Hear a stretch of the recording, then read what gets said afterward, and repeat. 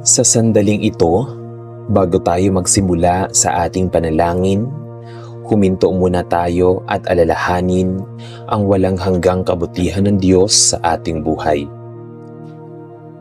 Marami mang bagay ang hindi natin nauunawaan, marami mang pagsubok ang ating kinakaharap, at may mga panahong tila hindi natin nakikita ang kasagutan sa ating mga panalangin. Patuloy pa rin tayong iniingatan ng Panginoon. Ang bawat umagang ating nasasaksihan, bawat hiningang ating nalalanghap, bawat pagkakataong bumangon pagkatapos ng pagkabigo, at bawat taong ipinapadala niya upang maging bahagi ng ating buhay ay mga patunay ng kanyang biyaya. Hindi natin kailangang maging perpekto upang mahalin at pagpalain ng Diyos, sapagkat ang kanyang biyaya ay isang regalo na hindi natin kailangang paghirapan upang maging karapat-dapat tayo. Sinasabi sa 2 Corinto chapter 12 verse 9, "Sapat na sa iyo ang aking biyaya, sapagkat ang aking kapayapaan at kapangyarihan ay nagiging ganap sa kahinaan." Kaya bago tayo manalangin, ihanda natin ang ating puso at isip sa presensya ng Panginoon. Huminga tayo ng malalim at sandali nating iwan ang lahat ng ating mga alalahanin. Bitawan natin ang mga takot, pangamba, sama ng loob at mga bagay na hindi natin kayang kontrolin. Magpasalamat tayo sa Diyos sa lahat ng biyayang natanggap natin. Humingi ng tawad sa ating mga pagkakamali at buong pagtitiwalang ilapit sa Kanya ang ating mga pangangailangan, pangarap, pamilya, trabaho, pag-aaral at kinabukasan. Sa oras na ito, huwag nating isipin na kailangan nating magkaroon ng perpektong mga salita. Ang mahalaga ay isang pusong tapat at mapagpakumbabang lumalapit sa Diyos. Manalig tayo na kahit sa ating kahinaan, sapat ang kanyang biyaya upang tayo ay palakasin. Halina at tayo'y manalangin sa Diyos. Sa ngalan ng Ama at ng Anak at ng Espiritu Santo. Amen. Mapagmahal at tapat naming Diyos, sa bahaging ito ng aking panalangin, inilalapit ko sa iyo ang mga taong mahalaga sa aking buhay. Ikaw ang nagbibigay sa kanila sa akin. Bilang pamilya, kaibigan, katuwang at kasama sa paglalakbay ng buhay. Bawat isa sa kanila ay kaloob mo at sa iyo ko rin sila buong pusong ipinagkakatiwala. Panginoon, pagpalain mo ang aking pamilya. Ikaw ang nagbuklod sa amin kahit hindi kami perpekto. May mga araw na kami nagkakaunawaan at may mga araw din na kami nasusubok. Ngunit sa kabila ng lahat, ikaw ang sentro ng aming samahan. Hinihiling kong punuin mo ang aming tahanan ng iyong presensya, kapayapaan at pagmamahalan. O Diyos, pagpalain mo ang bawat miyembro ng aking pamilya, ang kanilang kalusugan, ang kanilang isipan at ang kanilang puso. Kung may isa sa amin na nahihirapan, yakapin mo siya. Kung may naliligaw, gabayan mo siya. Kung may napapagod, palakasin mo siya. Naway maramdaman nila na hindi sila nag-iisa sapagkat ikaw ay kasama nila. Panginoon, pagpalain mo ang kanilang mga ugnayan. Kung may sugat na dulot ng hindi pagkakaunawaan, ikaw ang maghilom. Kung may lamat na dulot ng katahimikan o distansya, ikaw ang maglapit muli. Turuan mo kaming makinig ng may pag-unawa, magsalita ng may pag-ibig, at magmahal ng may pagpapakumbaba. O Ama, hinihiling ko ang iyong pagpapala sa mga kaibigan at minamahal kong hindi ko laging nakakasama. Kahit hindi ko sila laging nakikita, alam kong ikaw ang nagbabantay sa kanila. Pagpalain mo ang kanilang mga pangarap, ang kanilang mga laban, at ang kanilang mga panalangin na hindi ko man alam. Panginoon, kung may mga ugnayan sa aking buhay na puno ng sakit o hirap, hinihiling kong ikaw ang magbigay ng karunungan. Kung dapat ayusin, bigyan mo ako ng lakas ng loob. Kung dapat palayain, bigyan mo ako ng kapayapaan. Turuan mo akong magmahal ng may hangganan at karunungan. O Diyos, pagpalain mo rin ang mga pamilyang may pinagdadaanan, ang may sakit, ang may kakulangan, ang may pinagdadaanang pagsubok. Naway gamitin mo ang aking buhay bilang daluyan ng iyong pagpapala sa pamamagitan ng salita, kilos o simpleng presensya. Panginoon, ipaalala mo sa amin na ang tunay na pagpapala sa pamilya ay hindi lamang nasusukat sa tagumpay o kasaganaan, kundi sa pagmamahalan, pagkakaisa at pananatili sa iyo. Hayaang ikaw ang maging pundasyon ng aming mga tahanan. Sa bahaging ito ng panalangin, ipinauubaya ko sa iyo ang aking pamilya at ang mahal sa buhay. Hindi ko man sila kayang protektahan sa lahat ng oras. Ikaw ang Diyos na hindi natutulog at hindi napapagod sa pagbabantay. Pagpalain mo kami, O Diyos, upang kami rin ay maging pagpapala sa isa't isa at sa mundo. Amen.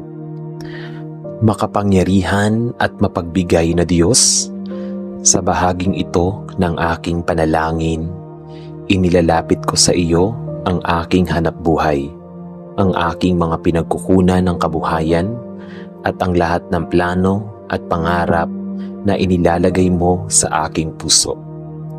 Ikaw ang Diyos na nagbibigay ng kakayahan, pagkakataon at direksyon, at wala akong magagawa nang wala ka. Panginoon, pagpalain mo ang aking trabaho o anumang gawain sa aking ikabubuhay. Kung ako'y may hanap buhay ngayon, salamat sa pagkakataong ito.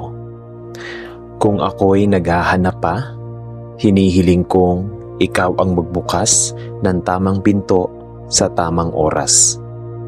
Huwag mo akong hayaang panghinaan ng loob sa paghihintay. Bagkus, turuan mo akong magtiwala sa iyong plano.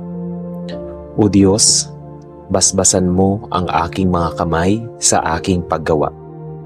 Naway maging tapat ako, masipag at marunong maglingkod.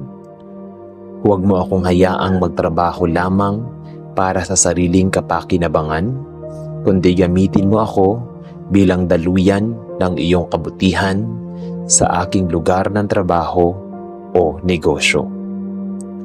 Panginoon, ipinagkakatiwala ko sa iyo ang aking pananalapi.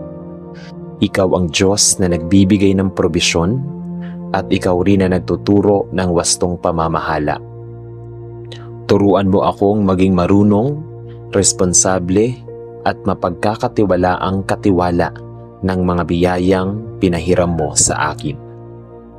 Kung may kakulangan sa aking pananalapi, hinihiling kong ikaw ang magbigay ng paraan. Kung may utang na bumibigat sa aking loob, bigyan mo ako ng karunungan at disiplina upang ito'y maayos. Kung may kasaganaan, huwag mong hayaang ako'y maging sakim, bagkus turuan mo akong maging bukas palad at mapagbahagi. Ama, pagpalain mo ang aking mga plano at pangarap. Kung ang mga ito ay ayon sa iyong kalooban, pagtibayin mo at bigyan mo ng daan.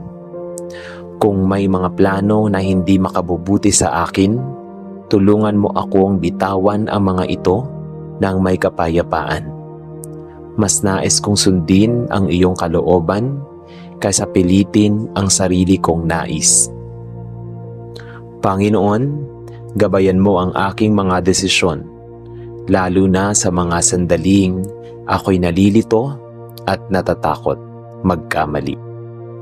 Ibigay mo sa akin ang iyong karunungan upang malaman ko kung kailan kikilos at kung kailan maghihintay.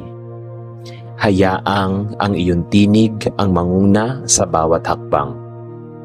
O Diyos, kung may mga pagkabigo sa aking nakaraan na patuloy kong dinadala, hinihiling kong pagalingin mo ang aking pananaw. Ipaalala mo sa akin na ang kabiguan ay hindi wakas, kundi bahagi ng paghubog mo sa aking pagkatao. Ikaw ang Diyos na marunong gumamit ng lahat ng bagay para sa ikabubuti ng mga nagmamahal sa iyo. Panginoon, nais kong ang aking buhay at hanap buhay ay maging patunay ng iyong pagpapala. Hayaang makita ng iba na ikaw ang aking Diyos, hindi lamang sa aking mga salita, kundi sa aking integridad, pag-ibig, at paraan ng pamumuhay. Sa bahaging ito ng panalangin, buong puso kong isinusuko sa iyo ang aking trabaho, pananalapi at mga plano sa buhay. Ikaw na po ang bahala, ikaw na ang manguna, ikaw ang magtaguyod nito. At Panginoon, pinasasalamatan rin kita sa mga bunga ng Banal na Espiritu na nagpapaalala sa akin na maging mabuti, mabait, may pagmamahal, kaligayahan, kapayapaan, katapatan, pagtitiis, pagtsatsaga, katapatan. Maraming salamat sa iyong mga anghel na patuloy mong ibinibigay sa amin upang kami gabayan, bantayan sa anumang uri ng kapahamakan, disgrasya at panganib. Maraming salamat sa Banal na Espiritu na patuloy na nagbibigay sa amin ng conviction, paalala, at siyang nagbibigay at tumutulong sa amin sa mga panalangin hindi namin kayang sambitin. Maraming salamat o Diyos sa iyong mapagbiyayang kamay at sa iyong pusong may pagbiyaya sa amin na iyong mga anak. Ito po ang aming samot dalangin sa tanging pangalan ni Jesus na aming Diyos at tagapagligtas. Amen. Sa ngalan ng Ama at ng Anak at ng Espiritu Santo. Amen. Ngayong araw, natapos na ang ating panalangin. Dalhin natin sa ating puso ang katiyakang ang biyaya ng Diyos ay laging sapat para sa bawat araw na ating haharapin. Maaaring hindi agad mawala ang ating mga problema, maaaring may mga pagsubok pa ring darating, at maaaring hindi pa natin nakikita ang sagot sa ilan sa ating mga panalangin. Ngunit hindi nagbabago ang Diyos. Sa bawat luha, sa bawat paghihintay, sa bawat pagkabigo, at sa bawat tagumpay, naroon ang kanyang biyaya upang tayo ay alalayan at bigyan ng lakas. Kaya huwag tayong matakot sa bukas. Harapin natin ang bawat bagong araw na may pananampalataya sapagkat hindi natin kailangang harapin ang buhay ng mag-isa.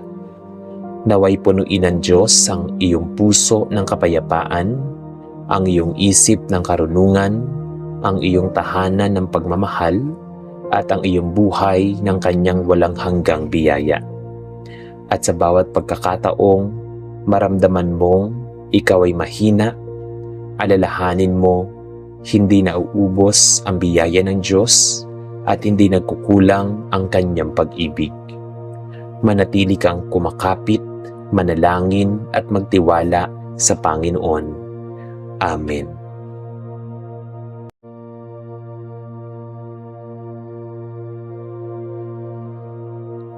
Sa pagtatapos ng araw na ito, bago natin ipikit ang ating mga mata at magpahinga, huminto muna tayo sandali at ilagay sa presensya ng Diyos ang lahat ng ating nararamdaman. Maaaring naging mabigat ang araw na ito, maaaring may mga problemang hindi natin nalutas, mga tanong na hindi pa nasasagot, o mga bagay na patuloy na gumugulo sa ating isipan. Ngunit ngayong gabi, tandaan natin na hindi natin kailangang dalhin ang lahat ng bigat na ito sa ating pagtulog. Ang Diyos ay narito upang makinig, umaliw, magbigay ng kapayapaan at magpaalala sa atin na hindi niya tayo iniiwan kailanman. Ano man ang nangyari ngayong araw, tagumpay man o pagkabigo, saya man o lungkot, ipagkatiwala natin ang lahat sa Panginoon. Sinasabi sa Awit chapter 4 verse 8, "Sa kapayapaan ay mahihiga ako at matutulog, sapagkat ikaw lamang, Panginoon, ang nagpapangyari sa aking manirahan ng matibasay." Kaya bago tayo manalangin, ayusin muna natin ang ating puso, huminga tayo ng malalim, pakawala ng anumang pag-aalala, at isantabi muna ang mga bagay na hindi natin kayang kontrolin. Magpasalamat tayo sa Diyos dahil nakarating tayo sa pagtatapos ng araw na ito.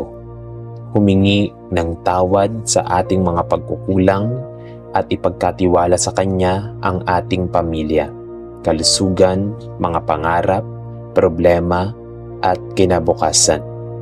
Hayaan nating ang presensya ng Diyos ang maging huling bagay na ating maramdaman bago tayo matulog.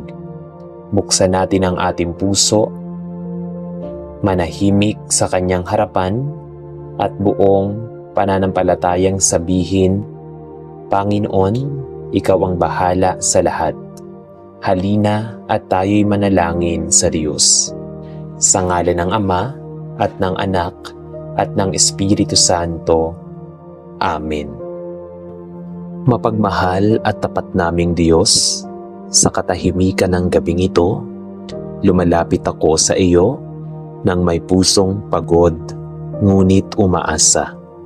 Sa pagtatapos ng araw na ito, pinipili kong ihinto ang lahat ng ingay, ang mga alalahanin, ang mga tanong, ang mga bigat na matagal kong pasan. Sa iyong presensya, nais kong magpahinga. Sa iyong yakap, nais kong makatagpo ng kapayapaan. Panginoon, Ikaw ang Diyos na hindi natutulog kahit ako ay nangangailangang ipikit ang aking mga mata. Habang ang mundo ay unti-unting tumatahimik, hayaan mo ring manahimik ang aking puso. Alisin mo ang mga isipang paulit-ulit na bumabagabag sa akin. Mga bagay na hindi ko kayang kontrolin, mga pangyayaring hindi ko na mababago, at mga kinabukasan na hindi ko pa nakikita. Sa gabing ito, Panginoon, inaamin kong ako'y napagod. Napagod sa pag-unawa, napagod sa pagiging matatag, napagod sa patuloy na pagharap sa mga hamon ng buhay. Ngunit sa halip na manatili sa aking pagod, iniaalay ko ito sa iyo, sapagkat ikaw ang nagbibigay ng kapahingahan sa mga pusong nabibigatan. O Diyos, salamat sa araw na ito. Sa bawat hininga, sa bawat sandaling iyong ipinagkaloob, kahit hindi perpekto ang araw, kahit may mga pagkukulang, may mga salitang nasabi na hindi dapat, at may mga pagkakataong pinalampas. Salamat pa rin sapagkat ikaw ay nananatiling kasama ko. Panginoon, sa oras na ito ng gabi, hinihiling kong alisin mo ang aking puso kung may galit, sama ng loob, o hinanakit na naiwan sa aking damdamin. Nais kong humimlay at ito'y iyong hilumin. Ayaw kong matulog ng may dalang bigat sa aking kalooban. Nais kong humimlay ng may pusong payapa at malaya. O Ama, kung may mga sandaling ako'y nagkulang sa pananampalataya ngayong araw, patawarin mo ako. Kung ako'y nag-aalinlangan sa iyong kabutihan, unawain mo ang aking kahinaan. Salamat sapagkat ikaw ay Diyos na marunong umunawa sa pagod na puso at isip. Panginoon, sa oras na ito ng gabi, hinihiling kong linisin mo ang aking puso. Kung may mga sandaling ako'y nagkulang sa pananampalataya ngayong araw, patawarin mo ako.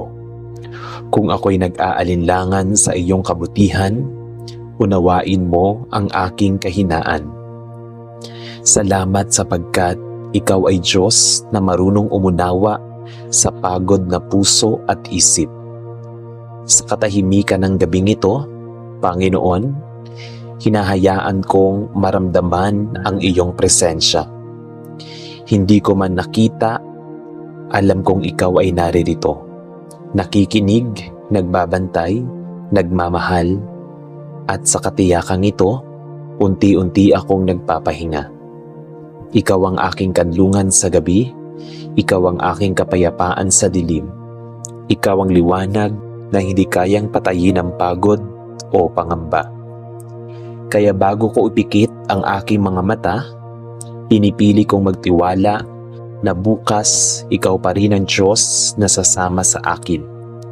Sa iyong mga kamay, Panginoon, inilalaga ko ang aking sarili ngayong gabi. Amen.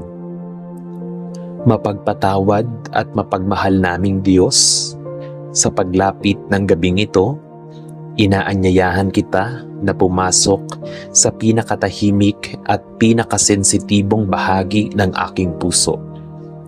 Dito ko inilalagay ang lahat ng sugat na hindi ko kayang ipahayag sa salita.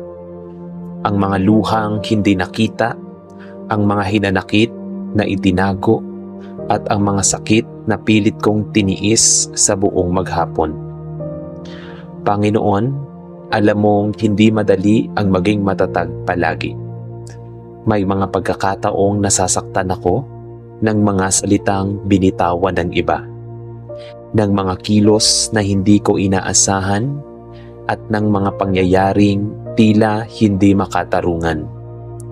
Sa gabing ito, ayaw kong dalhin ang mga sugat na ito sa aking pagtulog. Kaya inilalapit ko ang lahat sa iyo. Kung may mga taong nakasakit sa akin, sadyaman o hindi, hinihiling ko, Panginoon, na tulungan mo akong magpatawad. Hindi dahil madali, kundi dahil alam kong ang kapatawaran ay nagpapalaya sa aking puso. Alisin mo ang pait na dahan-dahang sumisira sa aking kapayapaan. Palitan mo ito ng iyong kapayapaan na hindi kayang ibigay ng mundo. O Diyos, patawarin mo rin ako sa mga pagkakataong ako ang nakasakit sa iba.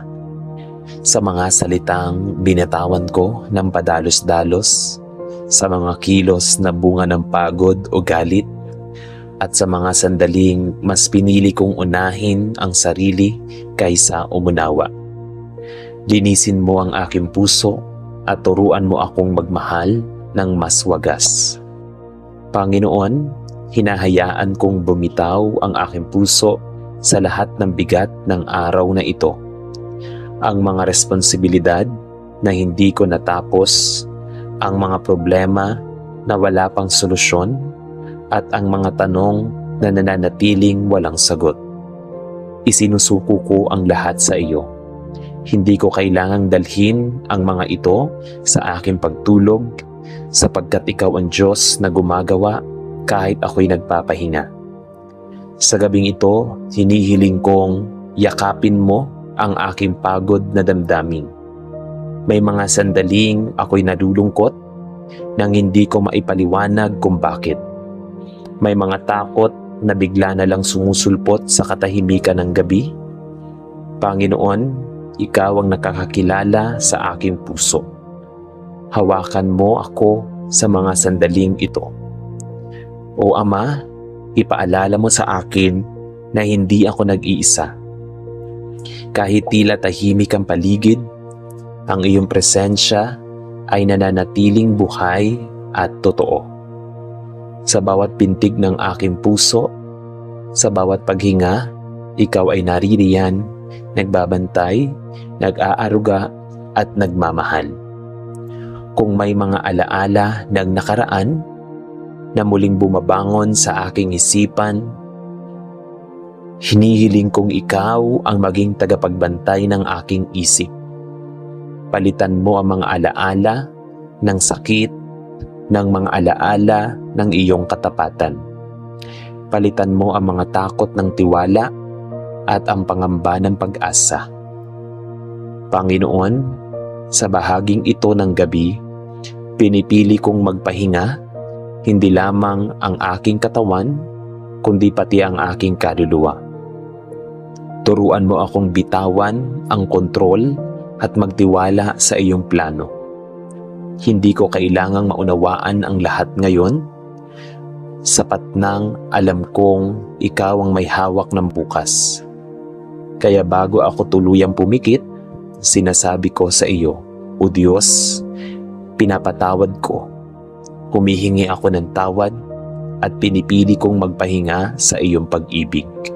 Sa kapayapaang ito, inihahanda ko ang aking sarili sa mahimbing at payapang pagtulog. Sa iyong presensya, ako'y ligtas. Sa iyong pag-ibig, ako'y payapa. Sa iyong kamay, ako'y nagpapahinga. At Panginoon Diyos, patawarin mo rin ako sa aking mga nagawang kasalanan.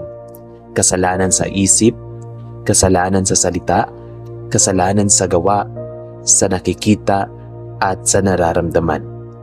Maraming salamat Panginoon Diyos sa iyong kabutihan, sa iyong kapatawaran, sa iyong pag-ibig na sa akin ay bumubuhay araw-araw. Sa gabing ito, sinisiluhan ko ng iyong banal na dugo ang mga panalangin ito sa tanging pangalan ni Hesukristo na aking Diyos at tagapagligtas. Amen. Sa ngalan ng Ama at ng Anak at ng Espiritu Santo. Amen. At dito nagtatapos ang ating panalangin ngayong gabi. Naway manatili sa ating puso ang kapayapaang nagmumula sa Diyos. Kung may mga bagay mang hindi pa natin mauunawaan, matuto tayong magtiwala sapagkat ang Diyos ay gumagawa kahit sa mga sandaling tayo ay natutulog. Iwan natin sa Kanya ang ating mga alalahanin at magpahinga ng may katiyakang hawak niya ang ating buhay, ang ating pamilya at ang ating kinabukasan.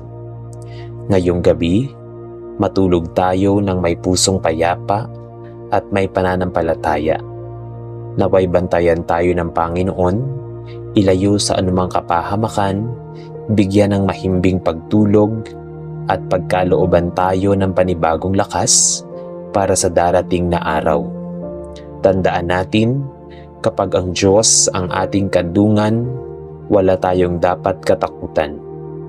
Magandang gabi at naway ang pag-ibig, biyaya at kapayapaan ng Diyos ay sumainyo ngayon at magpakailanman. Amen.